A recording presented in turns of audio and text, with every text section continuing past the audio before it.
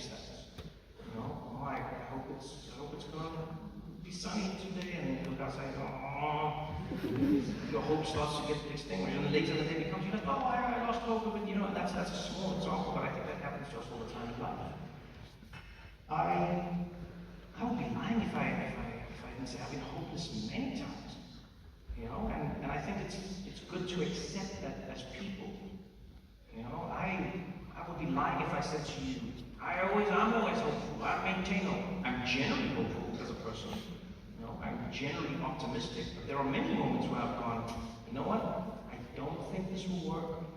I don't think my life is going in the right direction. I don't think this is gonna work out. And yeah, I've lost hope.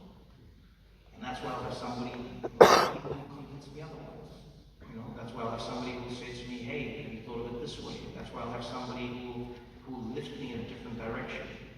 And then in the moments where I haven't, I've often found that sometimes resisting makes it a lot harder for me to come out on the other side. I remember when we went whitewater river rafting for the first time. We were on this raft, and it seems like a lot of fun when you see the pictures and the email, and it's going to be great. And then you get there and you're like, oh shit, this is real.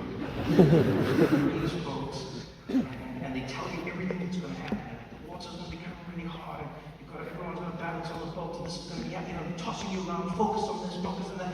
And the person goes, at some point you may fall out of the boat, you will be in the river, it will be, and they go like, whatever you do not fight. Like, try not to fight, relax, and try and figure out where you are, and at some point you will float, and it's so counterintuitive because you want to fight. You know, it happens often in water, so it happens, you're fighting the current, you're fighting the tide, you're fighting. Sometimes I do the opposite in life, which is a crazy thing to say, but I'll be honest with you, I do the opposite. I go, I'm hopeless right now. I'm hopeless, this is terrible. And then I go, I should quit everything. Whatever I'm doing, I should quit it. Quit it all. And I'm like, alright, so now you've quit in your head. And they go, what would you do before you quit? Like, what do you mean? I'm like, oh, what would you do? I asked myself the question, what would you do? Before you quit whatever project you're on, what would you do? Because you're quitting, right?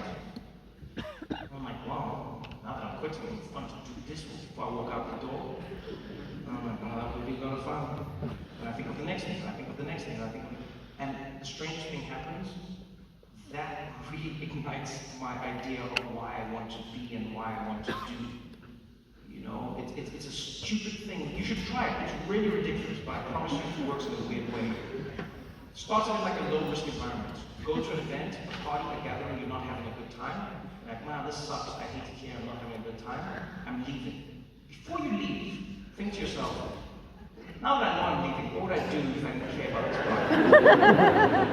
And you go, I want to go to the dance floor, and I want to do every move I secretly practiced on TikTok.